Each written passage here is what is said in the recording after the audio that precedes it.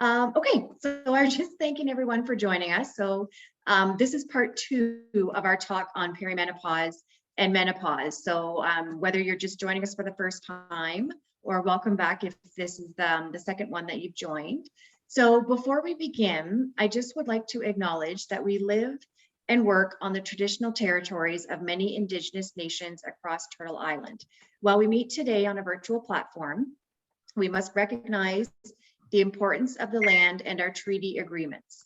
We acknowledge the ancestral and unceded territories of all Inuit, Métis, and First Nations peoples. As our Spinal Cord Injury Ontario community encompasses many geographies, we ask that everyone take a few moments of their day to find out which unceded or treaty territories you may live and work on. You can use the link www.native-land.ca to learn more. And I believe Lubna will put that in the chat box. Oh, sorry, that's my dog, Douglas. So for those of you who do not know me, my name is Julie, and I am a peer program coordinator for Spinal Cord Injury Ontario in the London region. I've got 2 co-hosts today. The first one is Melanie. And Melanie, who along with her husband Wallace, have created the t6talk.com website, if you want to go ahead and check it out, and Lubna, who is the manager of our peer program. Unfortunately today, Natasha Prodan-Bhalla is not able to join us. So we're going to do our peer connections a little bit different today. So we've decided to have today's session to feel more like a conversation among peers as opposed to a presentation style. So we're going to be joined by Margaret, Norma, Shannon, and Tina, who are all individuals with a spinal cord injury who will be sharing their experiences with perimenopause and menopause. So we do welcome you to ask questions and share your own experiences throughout, whether that be in the chat box, or if you are comfortable, you can use the raise hand function to ask in person. So because we want to keep it more of a conversation style, we're going to keep the view on gallery as opposed to pinning just certain people.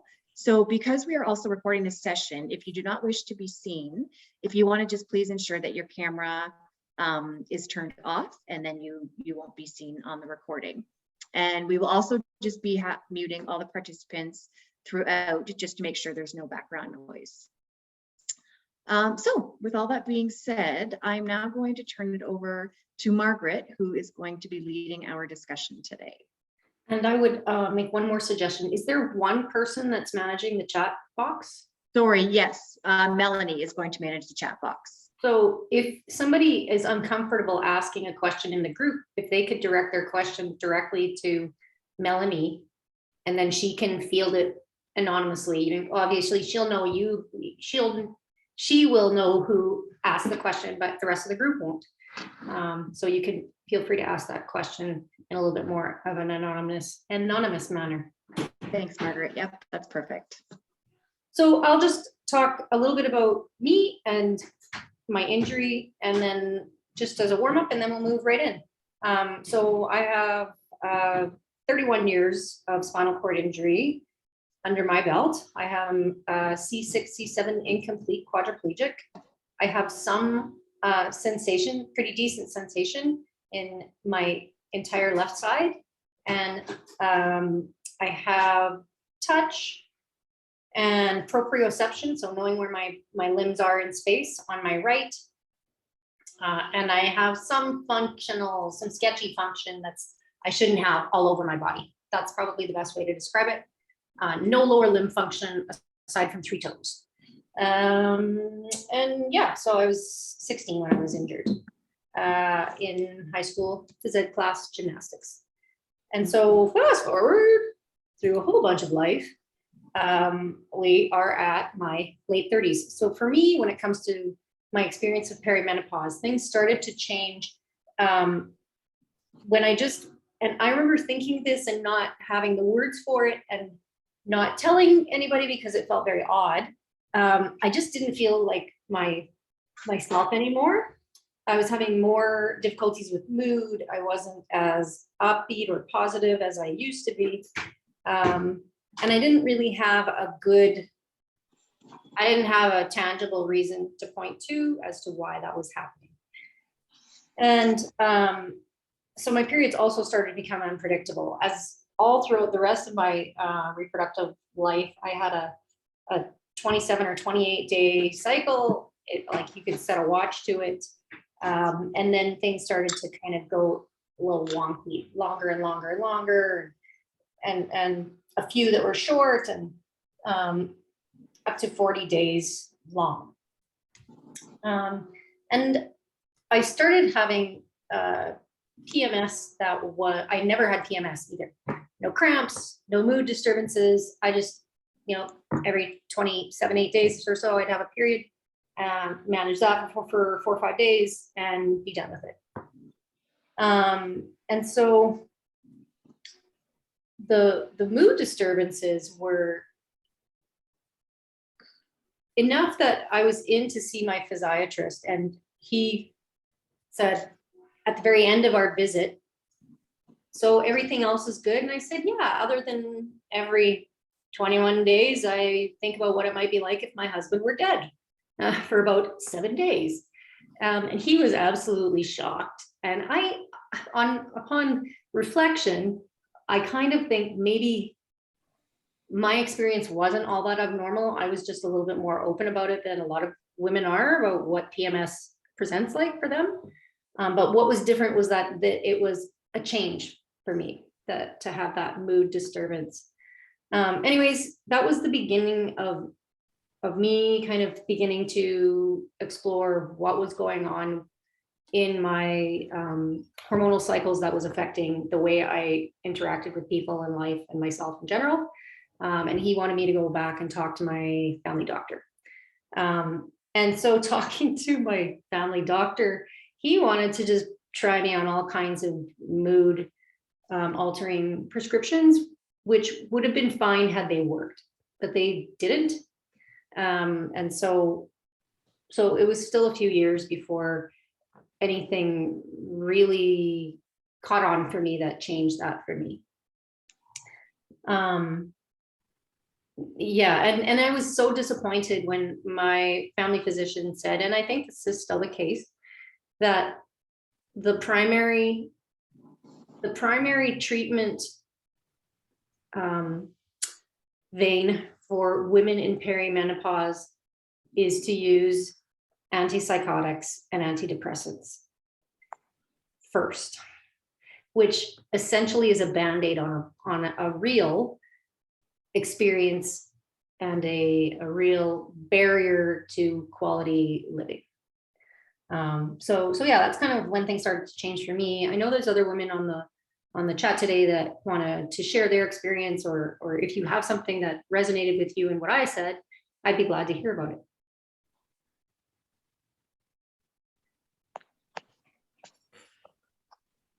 I would love to ask you about, just to clarify, Margaret, did you say that your periods would sometimes last for 40 days?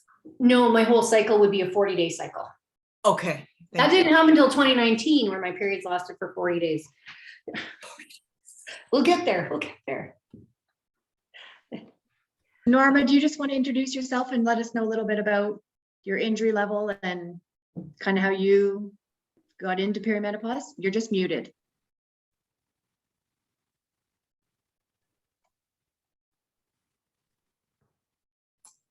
Sorry about that. My phone rang unexpectedly. No worries. Yeah, I'm Norma and I'm 55 and I have a T10 complete injury. I was 41 when I had my back surgery, and I woke up and when I was in rehab, they said, oh, your period probably won't come for about 6 months. And I got it in 2 weeks when it normally would come. I was kind of looking forward to not having it for a while. And I started having symptoms, I guess, around then, like 44, around there. And I, the same with the mood and different things like that. And then sporadic, where it would be like, oh, I didn't get a period that month. And I remember thinking, oh my gosh, am I pregnant? I can't be pregnant.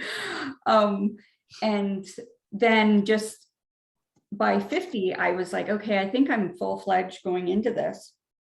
And my doctor was kind of like, oh, well, you're kind of on the younger side. And so my periods were getting less, and it was like every 4 months. And then it took about 2 years probably to go to full 1 year of no period. And I was pretty good with not having lots of symptoms, like typical, like the hot flashes and all that. Like I didn't really suffer through with that. I tend to be cold all the time. So I was like, oh, I could go for a hot flash once in a while. Yeah, I was supposed to speak last week, so I have a list of things for that session. So yeah, That's okay. if That's there's great. questions or. Yeah, we'll make sure that we get through all of them. Mhm.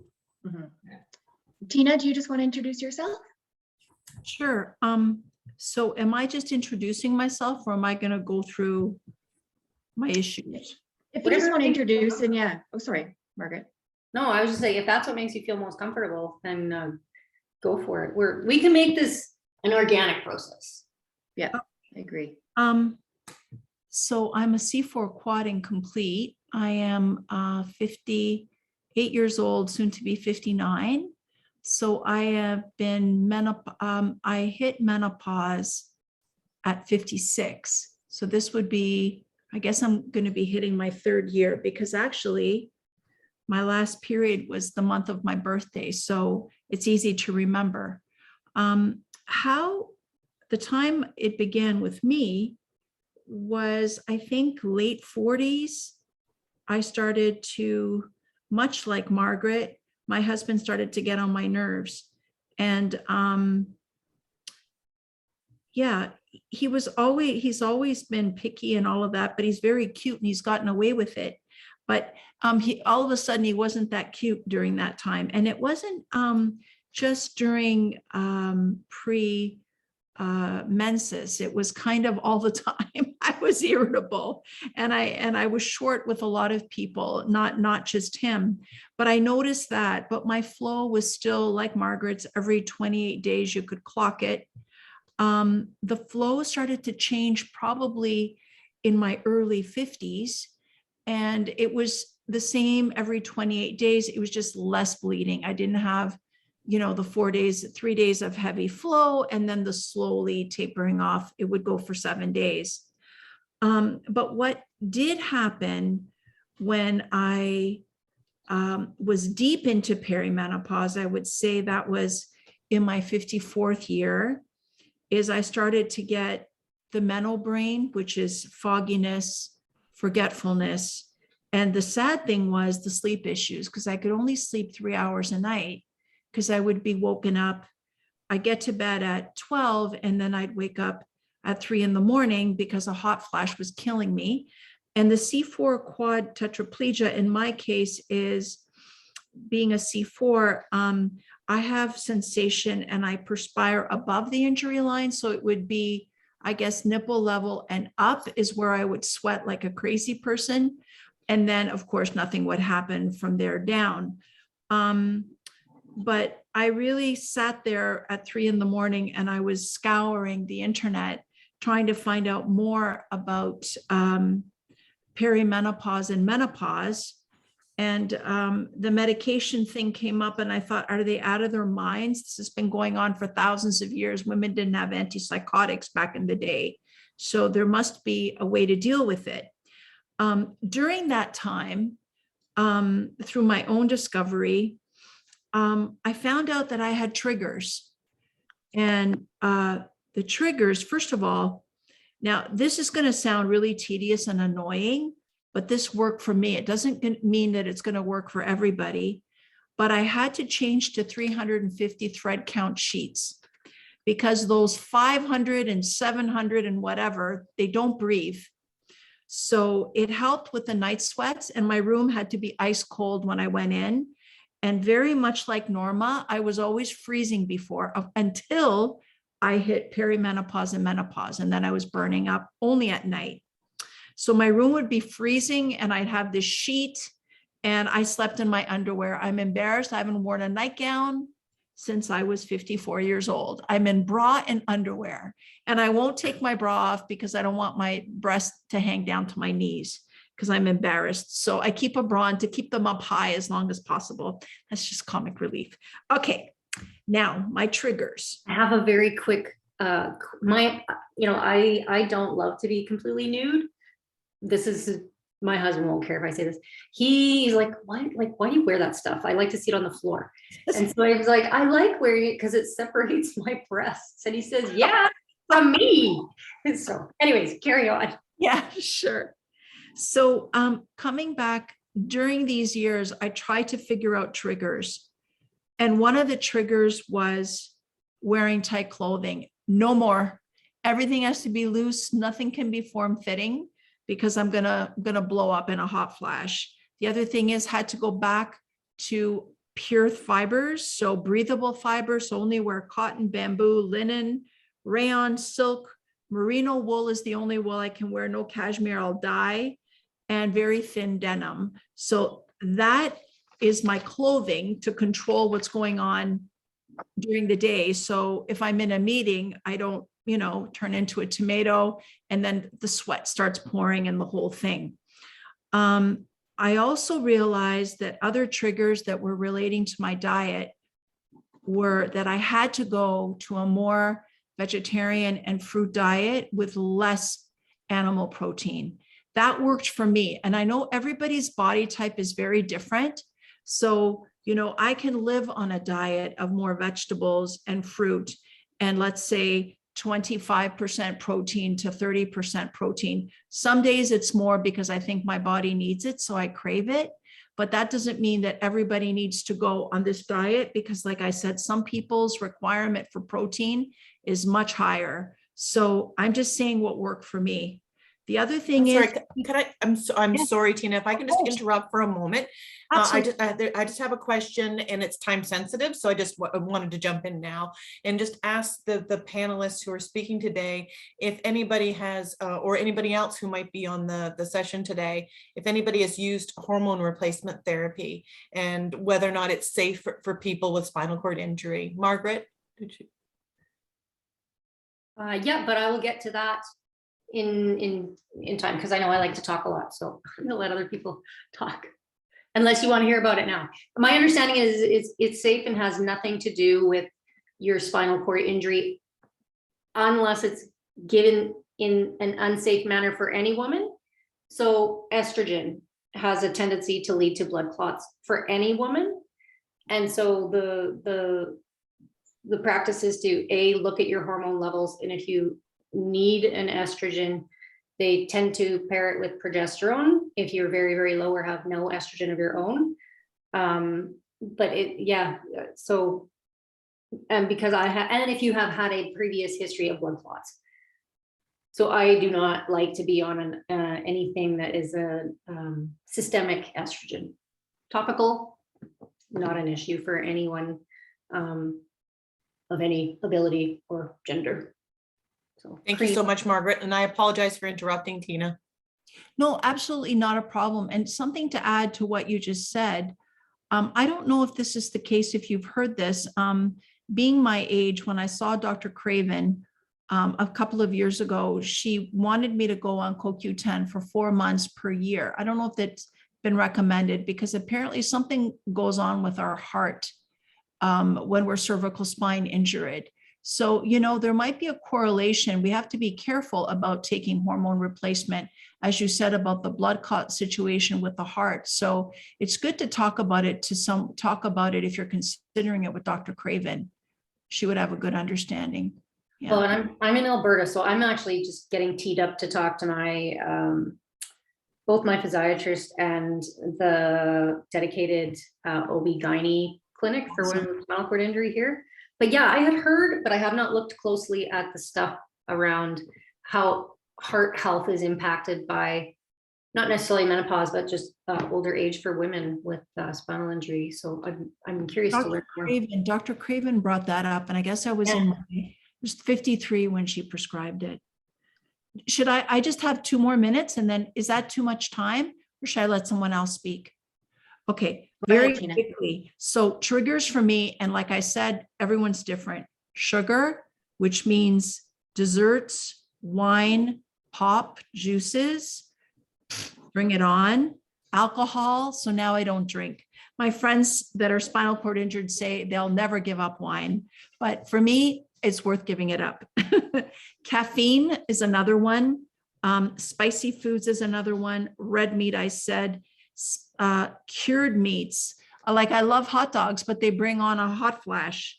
So none of that. And exercise, for some reason, cuts down the number of hot flashes for me. So just thought I'd throw it out there. That's kind of the summary for me. That's what I've discovered in my walk.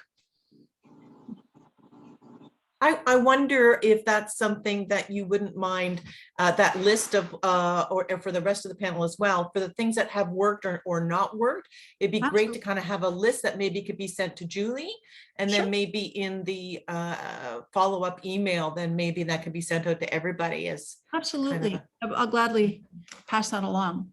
You know, I thought maybe if we don't mind to go back to Norma, just to give you the opportunity to kind of share a little bit more of your story, since we sort of cut you off at the beginning. So you want to know like triggers and? Yeah, share your story in whatever format is comfortable for you. What I have here. Let him out. All my things were more from last week. But I don't have any real triggers. I feel like my story is boring compared to others. I don't have, other than, I remember. Boring is a fantastic label to put on perimenopause. Pardon me? Boring is a fantastic experience of menopause, I would have to say. I do know that my last few periods that I did have were really bad periods, like clotting and long, like it was like 6 weeks, and I was waiting to get into a gynecologist. And, you know, with the issue of not being able to get on a table at a normal doctor's office, it took me a year after that to finally get a gynecologist that had a table that lowered. And so by the time I did see her, my big issues were behind me. And so, yeah. And did you have just one major flooding period? I'm curious. One bad one, you mean? Yeah, yeah. Yeah, and that happened like, it was like Christmas into January. And then I didn't have a period until April. And then it was like 2 days of like a little bit of spotting. And then that was my last period I ever had. Nice. Yeah, it's been like 4 years. That's awesome. If I can interrupt for just 1 second, I've just noticed that Natasha actually has joined us. So Hey. Hi, Natasha. So if there is any sort of medical questions, if anybody has, or Natasha, as we're kind of going along in conversation, if there's anything that you want to add, please feel free to do so. And if you want to just take a quick second to introduce yourself. Sure. Hi, everybody. Thanks for having me, and sorry for all the back and forth with my crazy schedule and calendar. So I'm Natasha Prodan-Bhalla. I'm a nurse practitioner in the Access Clinic in Vancouver. And the Access Clinic runs out of BC Women's Hospital, and it's for women with disabilities to be able to access reproductive and gynecological care. So I do specialize in this area, and I'm also a certified menopause practitioner. So I'm happy to come back at another session and do a whole kind of presentation on that. But for now, just really excited to hear lived experiences, and if there's any questions, happy to answer them as well. So thank you for having me. Thanks, Natasha. And I'd love to jump in just for a second. I just wanted to address something that Norma said about, her story seemingly like that it's boring, that it's not boring. I think it's important to have the variety of experiences from people who felt like it didn't register at all. And they just they hit menopause and barely knew that it happened, to the other extreme where it's, it starts in mid-30s and doesn't end until you're 75. I think it's important to have all of that. So what you had to say, Norma, and share was really important. And I think if there's more to share based on the platform or the format from last week, just do it in the way that you had it set for last week, for sure. I did have brain fog and the memory, and like, even now it's like, my husband will say something and then half an hour later, I'm like, did I ask you that question? Right. Which is kind of frustrating, Yeah. I think we're going through that too. So, and I've heard of friends that are in their 60s and don't have spinal cord injury. And they say they have stickies all over the house. I have to put notes on my phone to remember anything. Don't worry, you're not alone. I think sometimes too, it's hard to know whether or not some of the brain fog and some of that is perimenopause, menopause, or just exhaustion from, doing too much all the time, so to find it's about being tuned into yourself and what is your normal, and questioning that, like Margaret did, right? That she just knew that there just something wasn't right. I wanted to add, I don't know if any other ladies have experienced this, but, exercising for me has changed drastically because I have a lot of joint pain since I hit my mid-50s. And some, able-bodied women experience joint pain during menopause. I didn't realize this. But I had to change, like I cannot use a stationary bike anymore because it's too hard on my knees. So, now it's mainly water and like being in a pool or a swim spa, and gentle walking. I can't do the longer walks with my poles anymore. So just thought I'd mention that. And that joint pain, because we have our proprioception is in our joints, not that my proprioception is anything great anyway, but I noticed that it got worse. And I don't know if that's COVID and the fact that we're all deconditioned, because COVID's not a lot to all of us. I think, I just thought I'd throw that out there in case anybody can identify with that. I would say I'm not, I don't have sore joints always, but I would say I get injured more easily and struggle to heal those injuries. Yes. More than I ever used to. And yes, it's stunning to me because I'm doing the same amount of activity I always did. And I find I need to be much more careful with rest and rehabbing those seemingly minor injuries. Yes. And I'm taking Tylenol a lot to manage pain because, I need to do the exercise in order to keep the function that I have. But it's very painful, but you have to keep it going. Otherwise you don't use it. You do lose it very quickly with us. So. Absolutely. Natasha, I kind of have a question, which is, which I don't think it was ever answered last session too. It was about being on an IUD. I no longer have my period, but how would I now be able to predict which stage of period cycle I'm in, just because my IUD is the reason why I'm not having my period, but I am having a lot of the same issues. I don't remember the names for certain things. And my husband, who also is quite cute, is extremely annoying all of a sudden.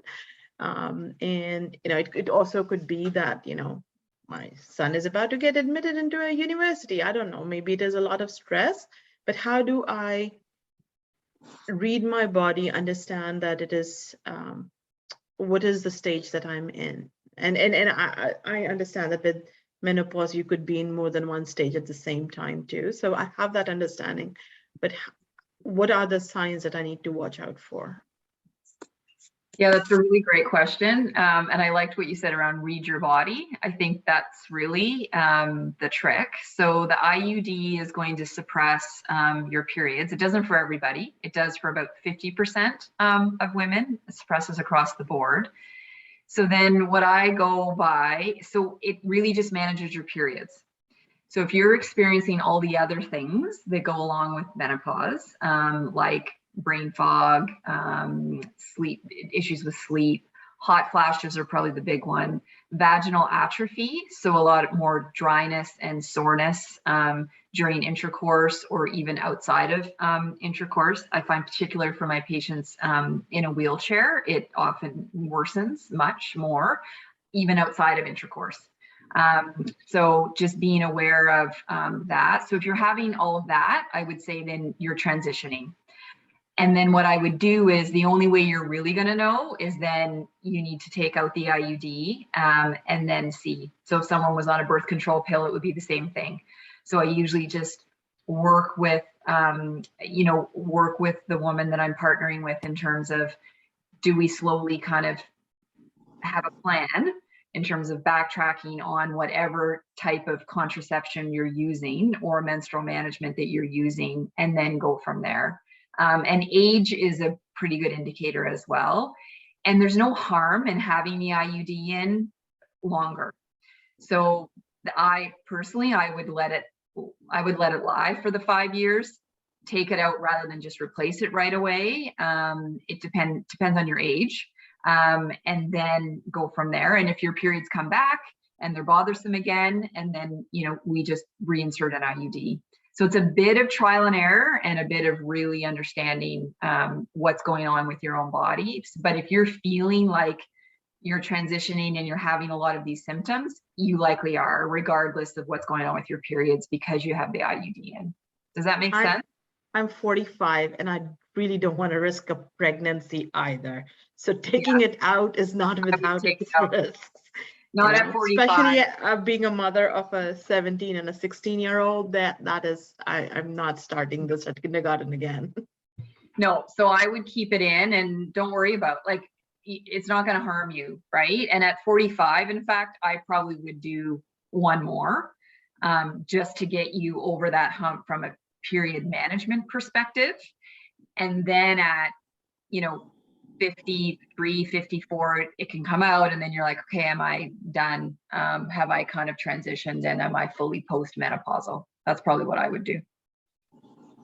So what do I do about my mood and irritability? Is there lived experience here that can help me with that? Exercise, go to the gym, run away. Oh, and the thing that I think, and Natasha, please confirm this or tell me I'm out to lunch. And your IUD is just a local application of progesterone. It's not a systemic. And for me, what made a huge difference was going on progesterone at night. And that was a fucking godsend for sleep and for just take the edge off of my moodiness and sometimes sadness and anger and homicidal tendencies. Like, it just really did take off the edge just enough to give me sanity. At some point I'll get into this, but I have had crazy. I see that. Sorry, I see that T. Walsh has their hand up, but I also have a message. So I was wondering if I could read the message and then go to T. Walsh, if that's okay. Yeah. So the question, and I think, Natasha, this might be for you. I am 51 with few symptoms except irritability. How do you know when you have a problem? I had a C2-5 tumor resected in 2013 and one at T6-8 removed in 2014. My period stopped for at least 2 years. For the past 7 years, my periods aren't heavy, but the cycles have ranged from 17 days to 92 days. I can walk, so I don't have a specialist anymore. My family doctor isn't very knowledgeable. Yeah, that's a tough one. So irritability is the only symptom of menopause. Is that what she said? That's what's written here. Yes. Yeah. And just like Melanie, what you said, it's so challenging because there's so much going on in our lives, and particularly as females, we have this, I call it the otherness factor, where we're often sandwiched, right? Often perimenopausal women are in that sandwich generation where you're caring for your parents as well as your children. You have teenagers, which they're hormonal as well. And it can be just a really challenging time. I also work in a primary prevention clinic for women with unexplained chest pain, and women often present at that stage with palpitations, and they're just more sensitive in a heightened way to what's going on with their body, and they're just more and more things are just bothersome versus they may not have found it to be bothersome before. So that's when you do go into all those things around. So the irritability in terms of, do I have an issue that needs to be treated? The definition and what we use as clinicians is really, is this preventing me from maintaining, building the relationships I need to and have the support that I need to? And is it preventing me from going about my day-to-day life? Then yes, then if the answer is yes to that, then we would say, okay, now we likely should think about intervening. If it's not, and it's manageable and you're going around your day-to-day life, then yes, then you start to think about all the other things like routine exercise. And it's crazy how we fall off as well, and we don't recognize that we've kind of fallen off. We're like, yeah, we know we need to exercise. Yeah, I'm exercising. And then you look back at the last 3 months and you're like, am I really making a focused, concerted effort to pay attention to me and my body and what I need? And that is consistent exercise, it's consistent sleep, it's consistent intake of vegetables and fruit, like all the things that we know that needs to happen. So it's often a good time to just to do a bit of a check-in and do a much more self-care than we're often used to be honest. So you kind of need a bit more, I would say, during this transition. And unfortunately, due to life events, oftentimes it's the timing is that we're actually doing less than we need to do. So it's just kind of a refocusing. So I hope that helps. Yeah, I think too, what struck me is the last line saying my family doctor isn't very knowledgeable. So for a lot of the women on this call right now, they have a physiatrist who understands their spinal cord injury. So there's another place for them to go to. But if this person doesn't have anybody else other than their family doctor, then, and they're not very knowledgeable, then how could this person maybe move forward in trying to find some support? Because things may be okay right now, aside from the irritability, but what if that changes? Then I just wonder about that piece. Yeah, and that's really challenging. I would say the one website I use is called Menopause and You, like the letter U, not YOU. So that often has a lot of helpful resources. But for women with spinal cord injury, it's quite challenging. And I was saying to Julie and Melanie when I met them before this, this group gathering was really around, there's not a lot of research for those of us even working in the field to be able to say, okay, what so many thousands of women with spinal cord injury have been studied around worsening due to the autonomia, worsening hot flashes, for example, and what am I as a clinician supposed to do? So I often take that approach of working with my patients to figure out what are their priorities, looking at the literature with them, what research we do have available, and just going from there. So I think websites for sure. I know it's difficult in BC anyway to find any type of primary care provider, but I would say nurse practitioners do tend to be oftentimes a bit more comprehensive, particularly female nurse practitioners may have more of an approach around women-centered care. So I think you could look for that, but I know it's challenging because there's a shortage of nurse practitioners now. Clinics such as mine, I purposefully take self-referrals because I don't want women to feel like there's a gate in front of them. And I find our system often does that to patients when you yourselves know that there's an issue and you just want to talk to someone who's a bit more knowledgeable. So I I think my clinic is probably one of the only ones in the country, but certainly I think that there's other gynecologists across the country that definitely specialize a bit more in this. So if there's not a clinic like the Access Clinic, if you can't find a nurse practitioner or female family physician who is really interested in this area or specializes in this area, then I would definitely say you could, at the very least, ask for a referral to a gynecologist to talk about menopause.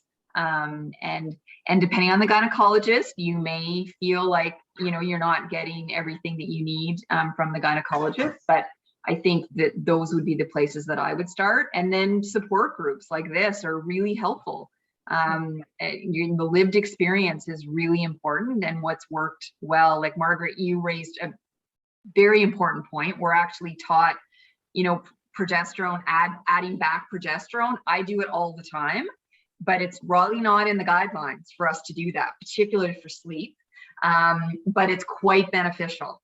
So I do it because it has a very benign side effect profile. So it can be quite beneficial from that perspective. So those are just a few things that I would think of off the top, but it's a great question and it's a challenge. Thank you. Natasha, And Lubna did put the website for the menopause and you in the chat for everybody. awesome. Natasha, I was just going to mention that when I got weepy in my early 50s, when I was perimenopausal, I did go to my family doctor and I said to her, you know, I'm crying for no reason and I don't cry for no reason. There has to be a reason for me to cry. So I said, is there something you can check and see that I'm in perimenopause? And she did a blood test and she got back to me and she says, yep, you're in perimenopause. I said, okay, now I know why I'm doing these things. So, if I don't know if that helps Lubna, maybe she can get a blood test just to know if she's peri. Yeah, I would say that a lot of providers don't do that, but I agree. I do that because it's just a helpful piece of information. But again, what we're taught in school is that if someone's having symptoms, we know that they likely are in perimenopause, and do we actually need to measure that to figure that out? But I, like you, I agree that it's confirming at least, and I find that very reassuring.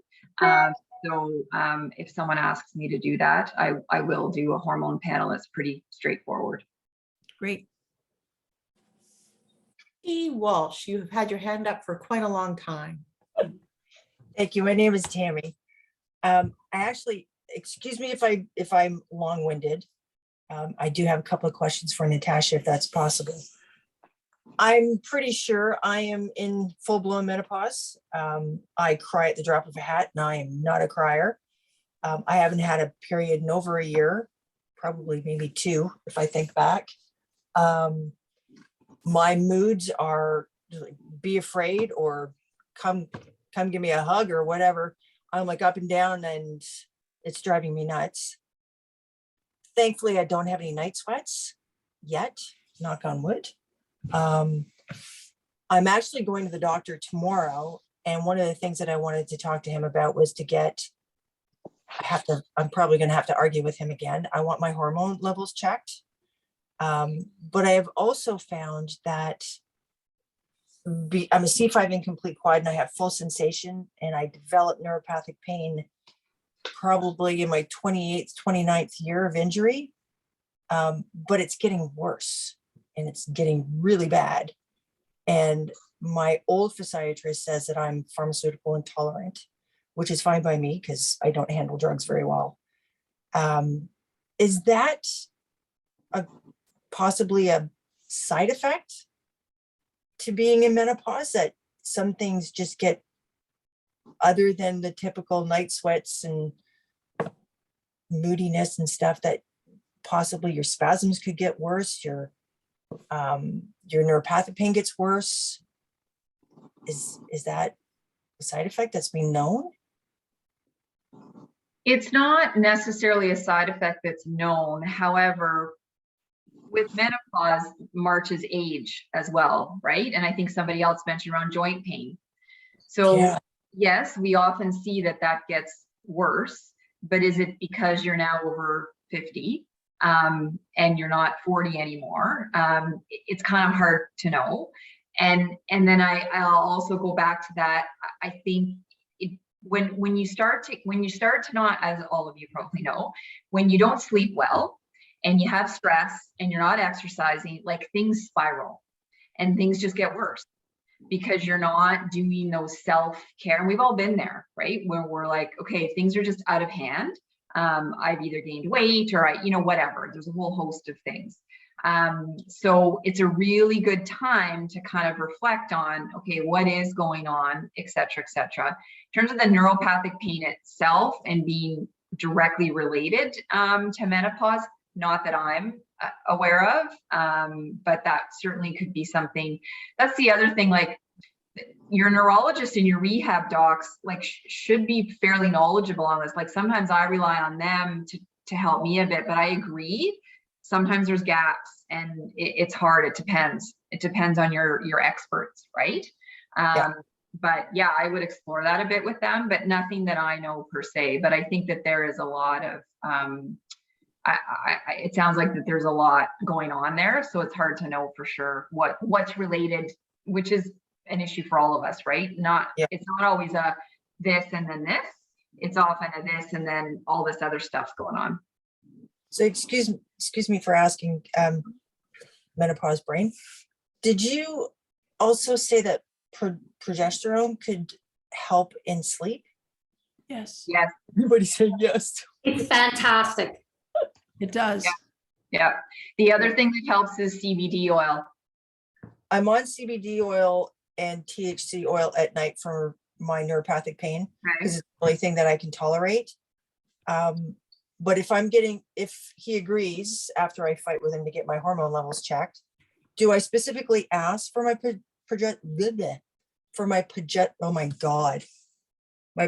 can you say it for me? Yes. Yeah. So yes, you can say, I've looked into this and I've heard that progesterone can help during this transition with sleep. Are you open to having my hormones tested and then starting progesterone? It's all going to depend on the family doc. I do find with family physicians that they don't want to be put on the defensive, right? And that you know better than them, even though sometimes you may, right? You just took words out. Yep. Sometimes it's in how I coach a lot of my patients. It's in how you kind of approach, right? That I'm part of this group and I'm thinking about this, and can you help me? And if you can't help me, like if you feel like you don't want to do this, is there somewhere you can refer me to do that, right? And it's all about that relationship building. And I don't think we should have to do that, but I'm just telling you what the reality is. And sometimes that's helpful. Okay, that helps. Thank you so very much. Yeah, of course. My family doctor. I think it's unfortunate that the reality is so many people have to fight to be heard in their doctor's office, and that you go in then in the defensive, which can also then impact the relationship. So it makes it like a cycle that just, because tomorrow I do have to go in and argue with him. I've been waiting. I've had some really bad side effects of the vaccine, the COVID vaccine that's affected my heart and my lungs, and I'm having trouble breathing. And I've been waiting 2 months for a lung function test and nobody has contacted me.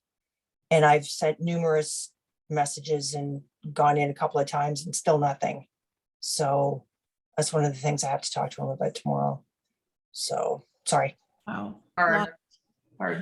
By the way, and I think Natasha can vouch for this as you can too, Margaret, I think the progesterone is a microdose. I think it's like 0.1.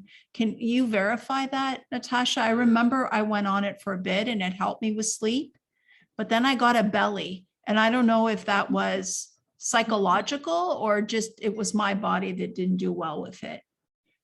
Yeah, you can microdose it or you can take a full dose. It doesn't really matter that much. I think people who are sensitive to medications and want to be on low doses, then low doses have been found to be a benefit too. But I do find the full dose actually even more benefit.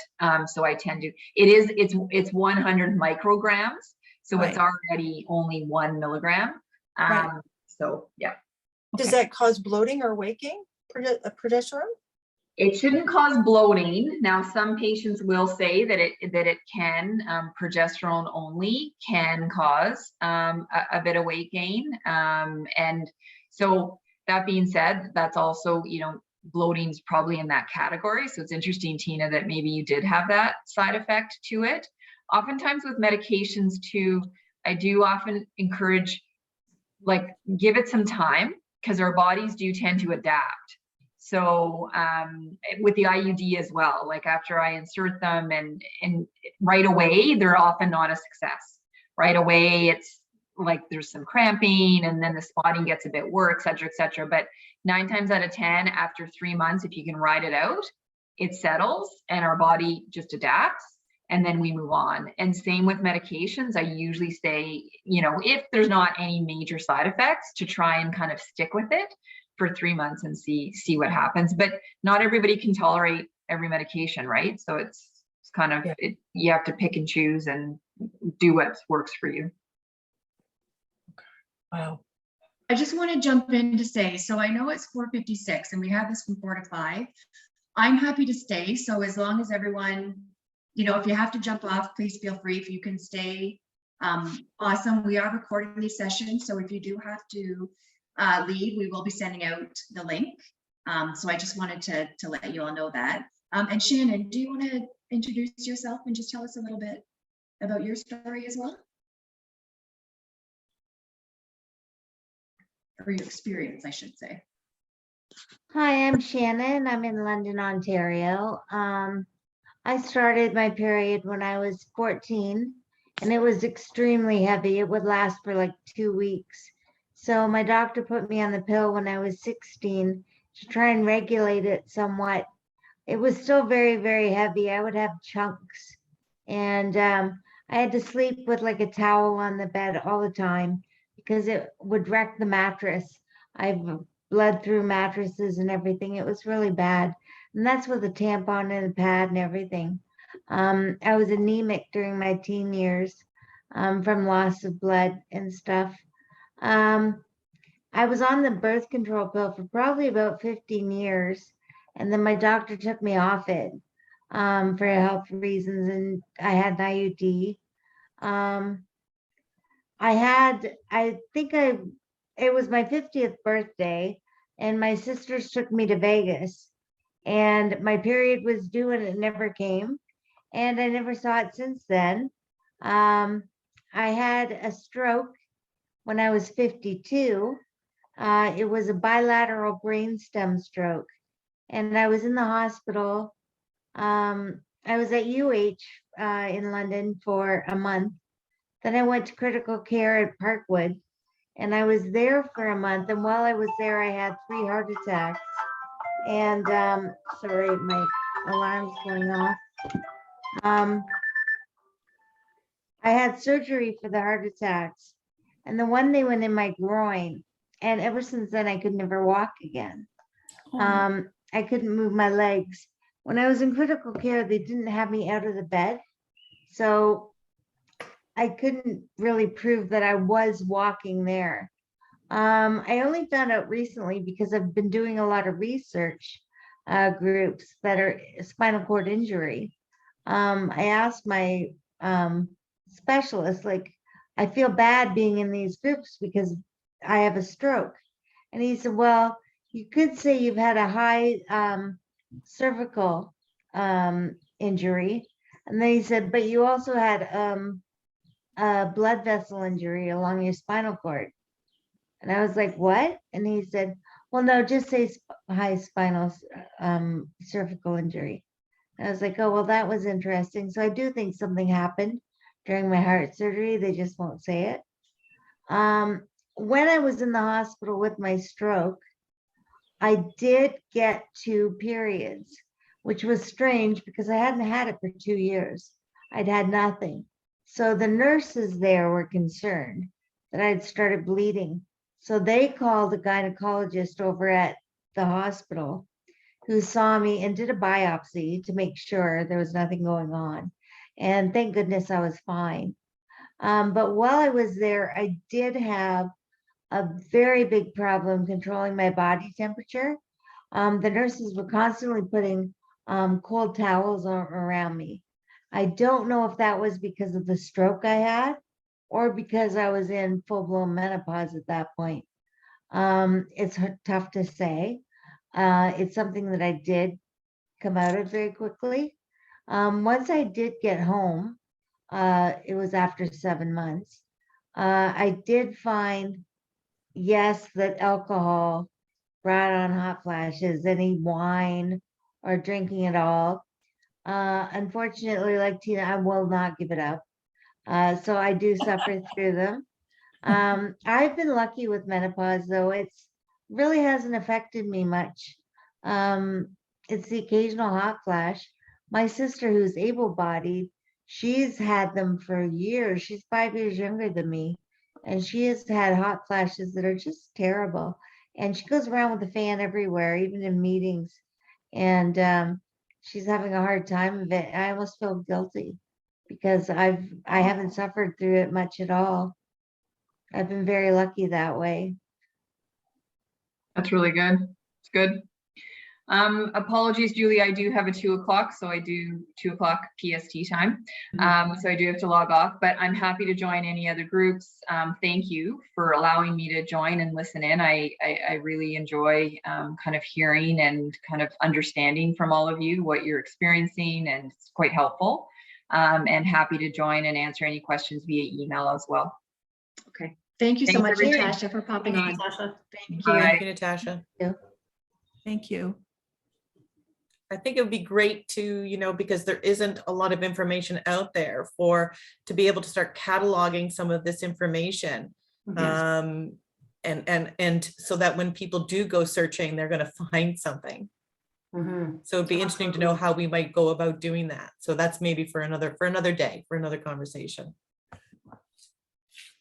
Margaret, do you want to? Yeah.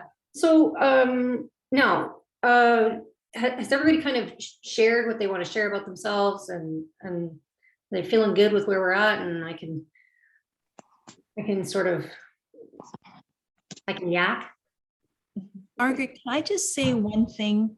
So Yeah. the lady with the long hair, I'm sorry, I missed your name. The lady, Shannon, I wanted you to know that my physiatrist did tell me many years ago, I was injured when I was 41, that as I aged,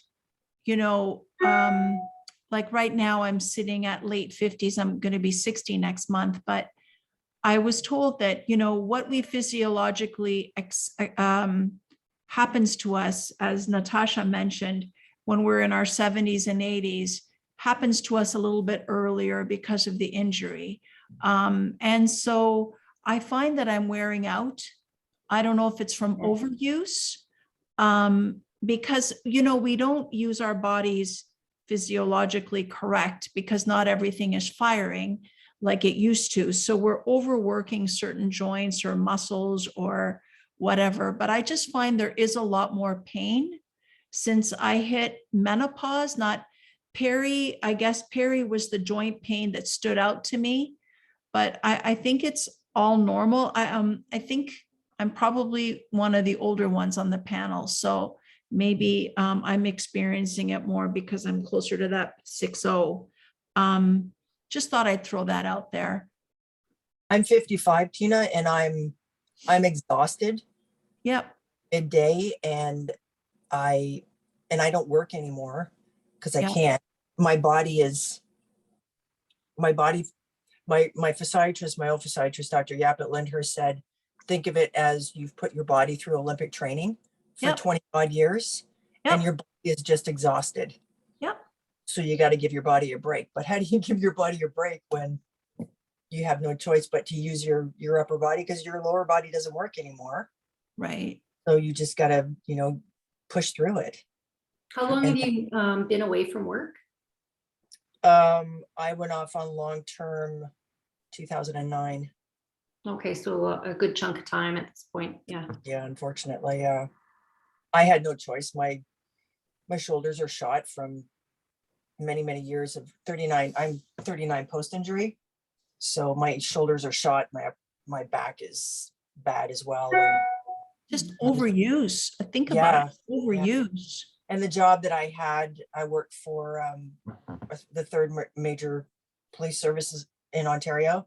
Oh my My goodness. job consisted of getting in my vehicle and going places to meet other employees. So you're constantly picking up your chair and putting it in the car, and then you're pushing everywhere. And, you know, not only that, but you got to get ready in the morning, and you got to get dressed, and you got to have a shower, and you got to get on the toilet. And then, you know, so. And a power chair is really hard because then you have to buy a van and like to, Oh yeah. And It's- that's where I am now. Yeah. yeah, because I was really nervous like a year ago. I thought I'm going to end up in a chair because I'm kind of done because I was just Yeah. falling left, right, and center. So I can just imagine when you're wheeling and then you've worn out everything in your upper body. Wow, that's Yeah, a I had- demanding job. I had no choice. I had to go from a manual to a power, and then I had to get a van, and it's good in some ways and it's not good in other ways. Yeah, it's harder. It's much harder with a power chair. I remember life so. in a power chair. It was tough. Yeah. I think so. Yeah. You don't have Is as it- much room. Yeah. To make that change, Tammy, from a manual chair to a power chair, did you feel that hard just from a like sometimes people we give ourselves a hard time about how our bodies change, and it's sometimes we can see that as being like a failure in some way, Yes. or you're feeling judged by other people that you're not performing or you're not producing the way that you should. So how much of all of the physical things that are being manifested with perimenopause and menopause are exacerbated by our own thoughts about ourselves or what we assume other people's thoughts are. Yeah. I don't know. If you were sitting right next to me, I think I would just give you the biggest hug ever, because the only other person that has gotten it is my mom. When I say I feel like a failure, because I got injured when I was almost 17. I've been totally independent throughout my whole 39 years of being injured. And I considered it a failure, that my body was given out and I couldn't work anymore. And that I am now on long-term disability from work. And then I had to get a power chair, and then I got a van, and now I have a service dog, which I don't regret getting my service dog at all. But I think it was up until maybe a couple of years ago, I was comfortable enough to say, okay, maybe I didn't fail, but I am still disappointed in myself. So It's interesting. So for many years, I similarly was like, nope, I work full time. Nope, I have 2 degrees. Nope, I do this. Nope, I'm like, I'm not. And I think I didn't find the language for this until recently, where it was reverse ableism. As a, I'm going to be the best disabled person there is. And somehow, if I wasn't the story I wrote for myself, I wasn't good enough. And I think all that served to do was shoot myself in the foot and provide a great example for other people. It really did. It really did. You're such an inspiration, right? Yeah. And so, and in a positive sense, it gives someone who is very newly injured a glimpse into a very full life, but it's also tempered with an understanding that you don't have to be everything to everyone, and you don't have to be all these things. And if you can't be them anymore, it's almost it's more self-serving to back off and find the things that bring you joy, bring you health, bring you quality, especially if you still live your everyday with all of the things that are painful or difficult, or, like you're talking about your shoulders. Those things aren't going away. So you got, like, why the fuck would you go to work all the time if you got shitty shoulders? Like, sorry for the potty mouth. That's the Alberta in me. No, you're right, because it's who am I putting on this facade for? Am I putting it on for me, or am I putting it on for the general public? But I do think because of the way that I was raised and the way that my family is. I like my people come from New Brunswick, and they're hardworking farming people, and you don't rely on the government. You get out there and you work. And up until I was almost 17, that's what I did. I was working since I was 12. So it was, but it was also, like, don't get me wrong, it was also a very big accomplishment to myself to say, I bought this for myself. I am the only one taking care of me, and I'm the one doing it. And after you're being told, as we all know, you'll never walk again, you'll never probably get yourself dressed, you'll probably never brush your own hair, you probably never do this, that, and the other thing, to look back and go, I know you got to tell me the worst, but I've overcome the worst, and look at how far I've gotten. But then again, you do think sometimes, okay, enough is enough. But, you know, I'm also stubbornly, stupidly independent and had to do it for myself. So, yeah. You're just too hard on yourself. And you know what? Yeah. Your value is not in your work. I think even when I was able-bodied, my value was in my career and my work and how hard I worked. And then when I was injured, I thought I'm a piece of nothing. Like, I can't do anything until I guess I got to a certain point, but I still couldn't do what I did before. And I had a hard time with that. So I had to find value in myself. And you're not defined by your job. And you sound like everything was about hard work. You've earned it now. You've earned it. And now you're in a chair because it's easier. You don't wear yourself out. Now you have to love yourself. Now it's time to get in that pool, in that hot tub, and get the pain and the kinks out of your shoulders and love yourself. If you know, these are things you got to look after. You've got 30 years ahead of you at least. So you got to do that, lady. Got to look after the temple. Telling you, if I could get myself in a hot tub, I'd get in the hot tub, but Yeah. I just want to mention one of the comments in the chat box. Norma, I guess I'm okay to say your name because you put it to everybody. Just mentioned that her anxiety has been worse with menopause, and Margaret just says yours has too. Yeah, and it's kind of low, most of the time, low level anxiety. It's this sense that I'm not going to accomplish the things that I need to accomplish in my day, health anxiety, and just even a low level hum of angst in many days. Norma, what's been your experience? Mine is, I guess I think, you know, how many years I've got behind me and how many years I have in front of me now, and like what that's going to look like in a chair, and just your health and how it's going to affect you being in a chair. Well, and I think for me, I've started to see certain things happening and they haven't been pleasant. Mm-hmm. And I'm not so foolish as to think that I'm going to miraculously turn the clock back. So that does give me, it does worry me. It does sit with me a little bit more than I wish it would. Mm-hmm. Knowing that things are, if they plateau, awesome, but that's a really hopeful place to be, maybe not necessarily the realistic place to be with my thoughts around my health and going forward. Yeah. I think also for us, it's our body goes through so many changes when we get injured. And unfortunately, as women, we hold on to what society deems as beauty, like the beautiful body, you know, the nice legs, the nice ass, the perky boobs, all that kind of stuff.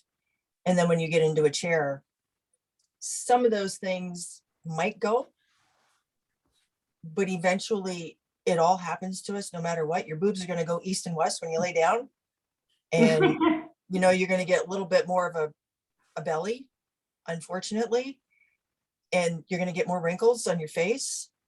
But I do have to say, as women with SCIs and other disabilities, like we're tough bitches, because women are so much more stronger than men, but we have so much more to put up with, you know, periods and childbirth and men and penises and sex and, you know, all that kind of stuff. And then we got our own crap, right? But I think as a whole, it is kind of a journey too. You know, like you've gone from being this woman in a wheelchair to now you're a woman going through menopause, and goddamn anybody that gets in your way, because it's not going to be nice. So it'll just be another excuse to run somebody over. So That might be a good segue, Margaret, for more of some of the things on your outline that you wanted to discuss. Well, you know, I guess everybody has kind of gone through the discussion about your periods actually changing drastically. So I'll be fairly shorter about that. It was at 40 that I started doubling and then skipping periods very erratically.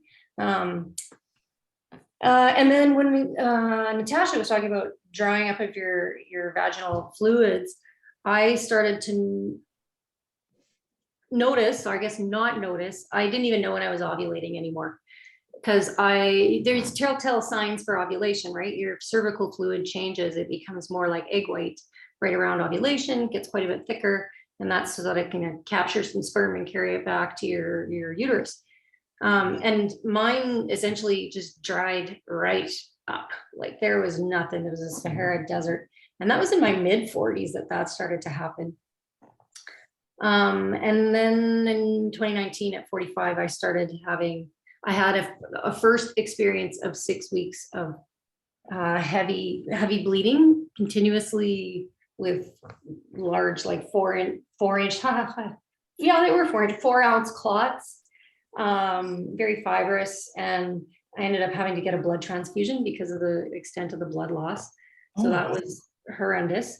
And my gynecologist said, we're going to do watchful waiting. And that did nothing. I continued to bleed after that, sporadically, heavy, and the periods would be like 2 weeks long. So that was a fairly, it's up until very recently been a fairly big central part of my experience of living, until we put an IUD in last year. And while that stemmed my bleeding, I still have continuous daily bleeding. So we're at the point now where I'm looking at how I can stop bleeding altogether, which we can talk a little bit more about as we go on. Along with that piece around my vaginal fluids changing, I also noticed my vaginal tissues and pelvic floor changed. And again, it might just be, well, it is not, it might be, it is, it's the combination of many years in having a spinal cord injury and weak pelvic floor muscles combined with age-related changes, lower estrogen, causing your vaginal tissues to thin, and they became pale. And interestingly enough, both my urologist and my family doctor noticed this, but didn't say anything, because they said, well, you didn't comment or say it was problematic, except I was having constant UTIs every 3-4 weeks.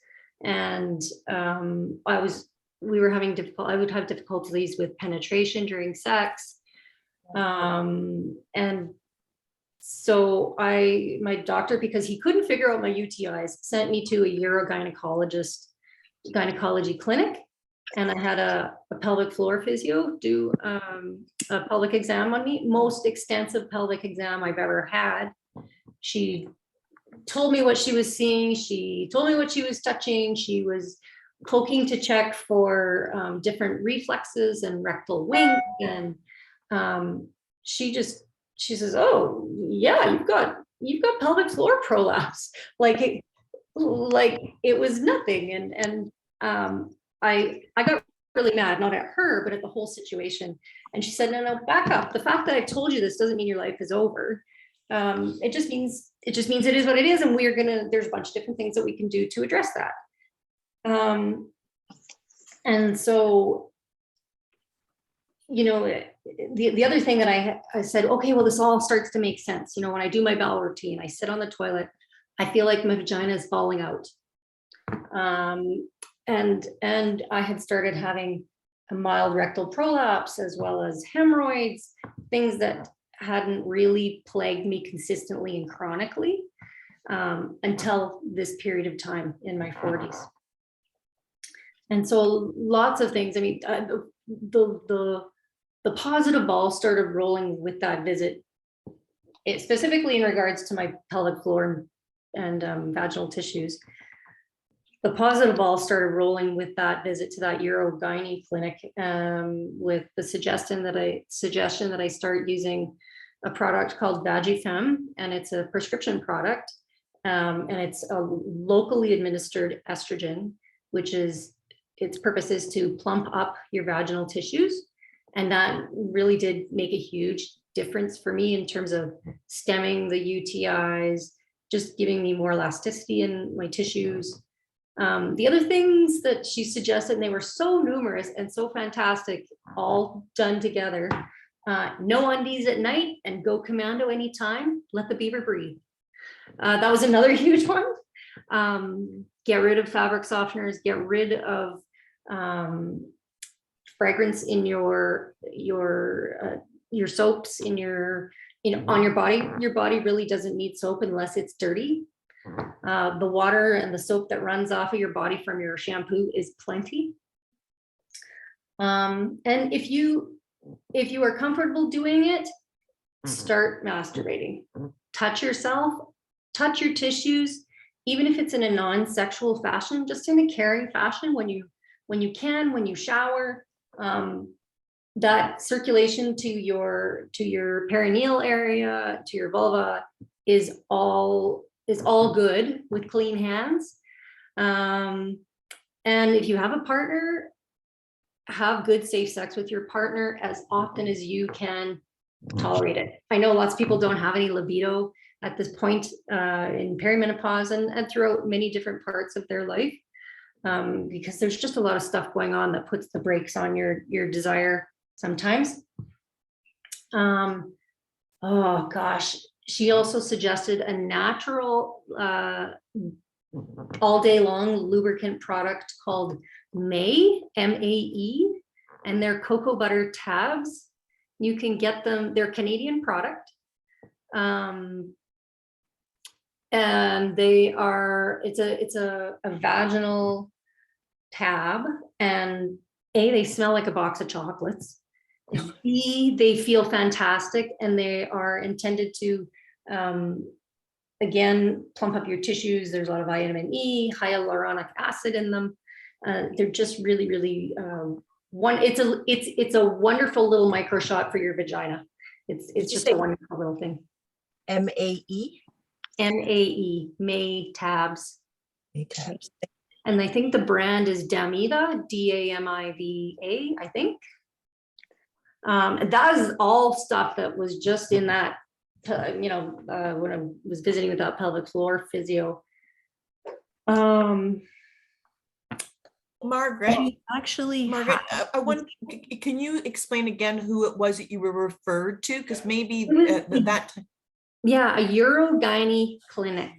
So this is for women that have urological conditions or symptoms that they haven't been able to solve with a regular gynecologist or their family doctor or a regular urologist. This particular clinic happened to all be women, and it was urologists, pelvic floor physios. And they had experience with spinal cord injury and catheterization. It was really quite fantastic, and had a lovely little focus on sexual function as well.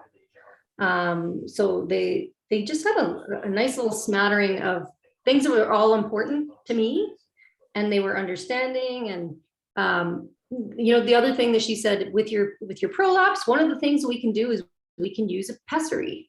And a pessary device is something, it's like scaffolding that they will sometimes put up inside your vagina in order to provide walls for the rest of your pelvic floor organs. So your urethra and your rectum.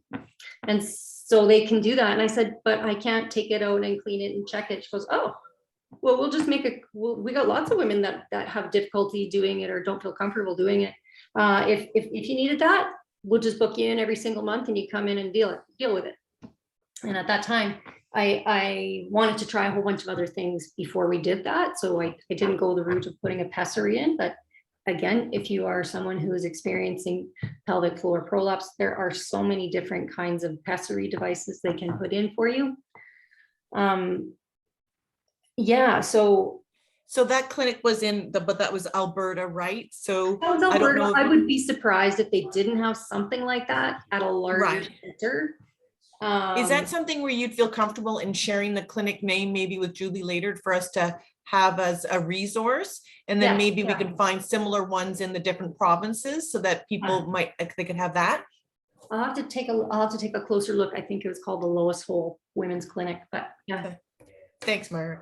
Yeah, it was a good experience and I will say, talking to women practitioners, whether they've been doctors, whether they've been physios, has been a much more fruitful experience for me than talking to penis owners, unfortunately. And I hate to be that way.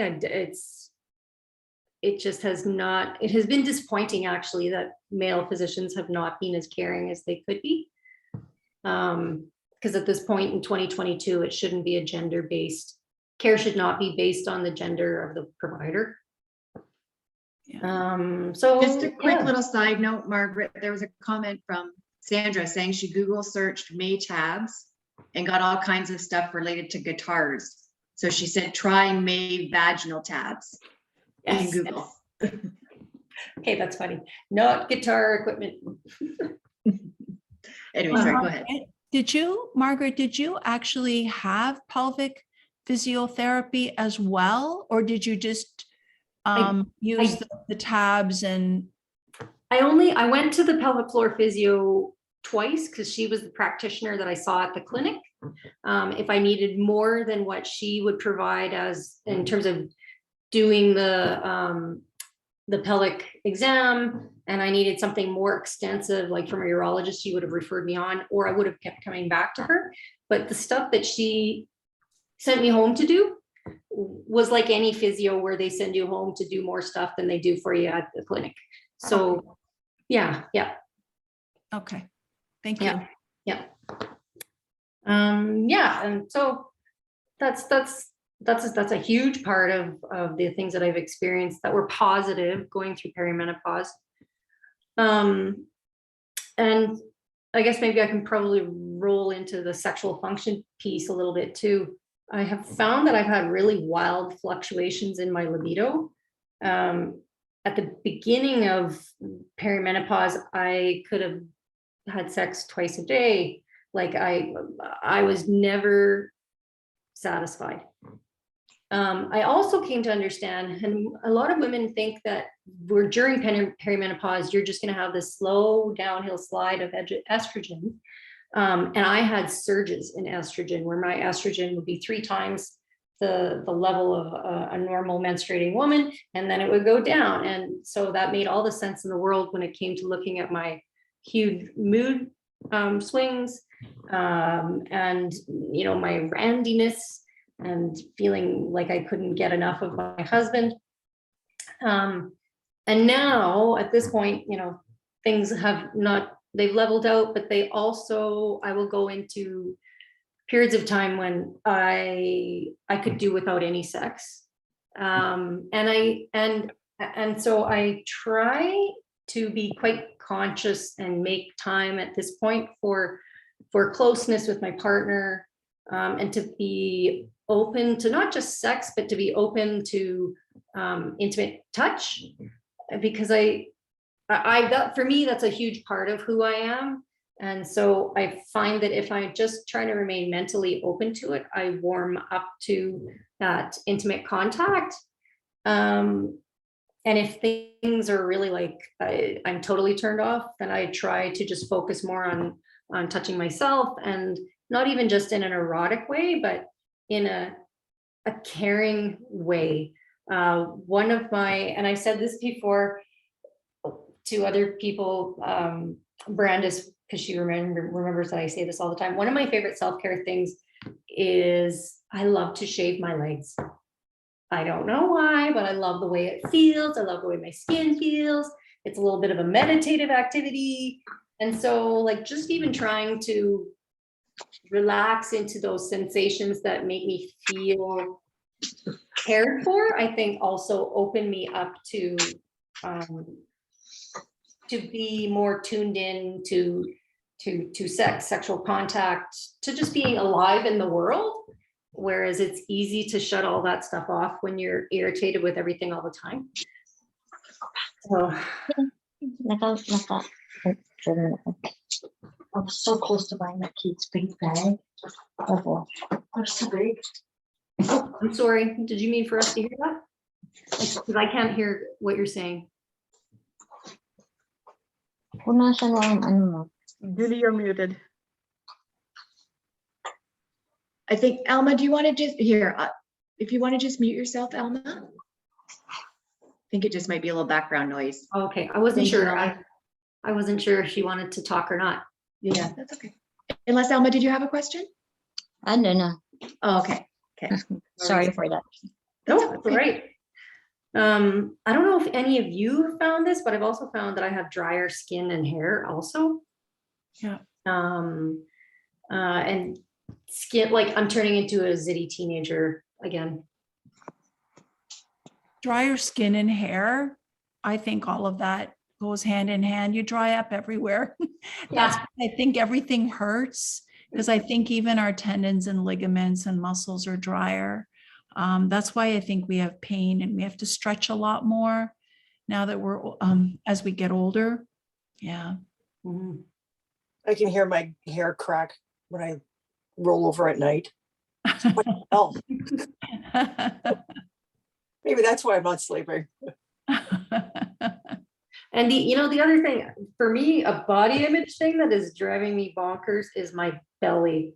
Like for years, I used to be able to, I had a little paunch because I'm a quad, but I could usually lose weight if I really wanted to. I can do all the same things now. Can I lose an ounce? Not so much. Oh, And the tummy, like the weight may stay about the same, but my body is redistributed shit everywhere. So I just, it's. The shape changes drastically. I know. Yeah. it's nasty. Just don't like it. Yeah. God. It's like I'm having a baby and I haven't even had sex, and I'm not gonna tell you how long. God. It's bad.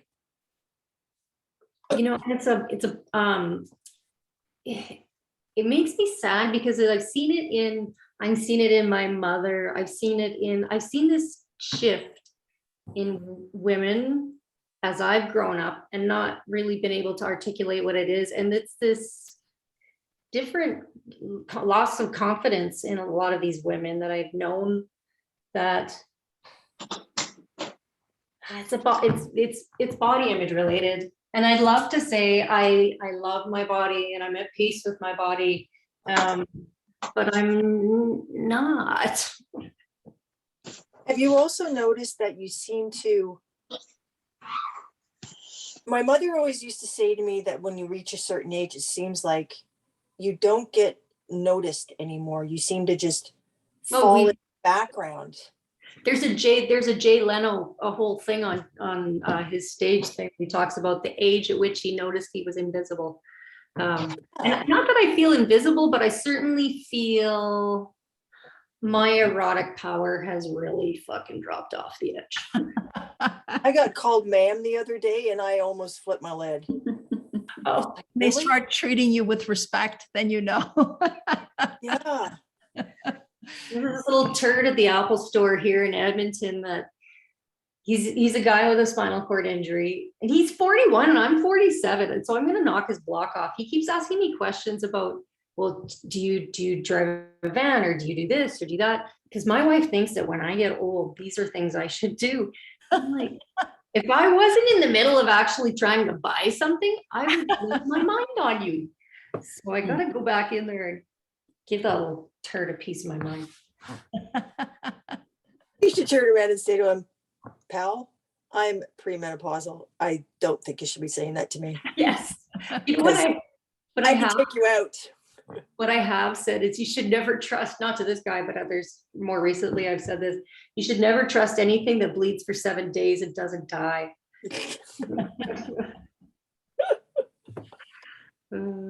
Be afraid, be very afraid.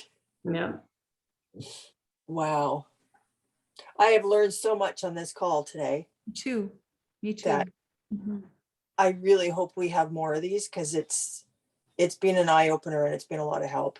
Well, and I would love to have Natasha back on for a dedicated session where she is the presenter. And if she can dedicate more than an hour, that would be really awesome. Yeah. Well, I think we've come to realize just with today and last week, like an hour is just not enough, because you get into such good conversation. And especially if you do have somebody with a medical background on to answer questions, there's so much, right? And so with, lived experience and with what doctors, the questions they can answer, it's, we were a good hour and a half, 2 hours for sure with information. So as long as Lubna's game and stuff, I'm glad to do this again, maybe in the fall, or do another session at some point. I think it would be great because I think we could to do link. this once a month and still get lots of people to join. Yeah. It would be interesting to look at maybe, what kind of groups could be formed and still have sessions like this. I think it'd be great, because what I heard a lot today too was talking about body image. And I think that really goes hand in hand with some of this, and could be like a separate thing all on its own. But I think that might be something that could be 2 sessions long to talk about just body image itself. Mhm. Yeah, because I don't know about anybody else, but you second guess about wearing t-shirts now. I have a torn bicep tendon on my right arm, but yet, God forbid I should wave at anybody with a t-shirt, because if anybody's standing close to me, I think I'm going to knock them out. Like bat wings, it's like Oprah arms. Oh my God, where'd they come from? And yet, would you, if you saw somebody, Tammy, with those bat wings, would you judge them for them? God, no. No, I wouldn't even But we notice, judge right? ourselves. I know. Yeah, we see the beauty in other people and the types Yeah. of bodies, and yet we are so harsh on judging our own. Mhm. I think also because of the fact that those of us that have used manual chairs, our arms are pretty toned. And for me, I've always, my best feature for me was always my arms and my shoulders. I mean, I could knock a guy out, no problem, with the way that my arms looked. But then, when I ended up in the power chair and tore my bicep tendon, it's like, where the hell did they come from? Where'd my arms go? Like I got nothing now. It's like, who's gonna want me? I'm kidding. But yeah, it's body image and menopause is just, It's a bit of a kick in the teeth.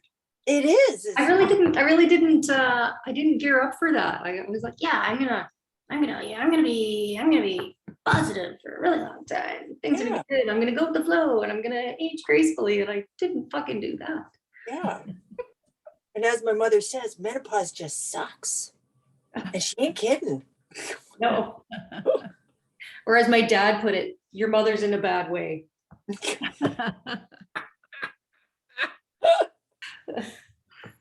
We just have to take extra time to compensate now for everything else and just make sure that we're more groomed.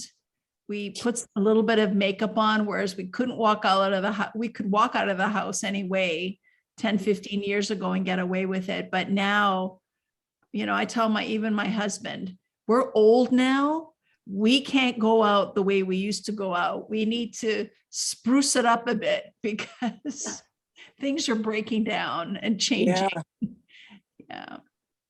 But it's a great form to be able to be on a call like this and as women talk about all the changes that are going on in our bodies, and also deal with with a disability. Like not too many people can do that. And it's been really refreshing. And it's been wanting to be a part of this. So, and I commend all of you for sharing your stories, because sometimes you don't want to tell that personal stuff, but then when you start talking, everybody's got something similar that's going on, and it's like, wow. It's like And I I said, think when you've got a few people that are willing to share too, yeah, it makes others comfortable to share and ask questions also, right? Because Yeah. everyone's going through something similar, maybe not exact, but similar. yeah. And I think the common denominator for all of us is not just, menopause, it's also the fact that we're dealing with disabilities as well. So it's a nested. It is a bit of a, going in the dark experience. Because while there is some science around spinal cord injury, and there is some science around perimenopause and menopause, and you can make some logical linkages and conclusions, you're kind of like, well, but maybe not. Like the whole thing about aging earlier, I felt like that is a reality for people with spinal cord injury for years. And I'm glad to hear and see that there are clinicians that are affirming that, because I felt probably before it was a sort of perimenopausal experience, that things were breaking down sooner than they should. Yeah. And it's scary when it happens. Mm-hmm. Well, Yeah. especially because you know that you've got a lot of years left to live in that space. Yeah. It's a tired feeling, to be honest with you. Yes. I can't believe that I never knew until these sessions about a physiatrist. No one's referred me to one, and I never knew what you were discussing. I thought it was a podiatrist. Yeah. And no one has said physiatrist to me, and I find that very concerning, because I think they'd be helpful. So this is interesting and not great for you because you've experienced, but interesting in that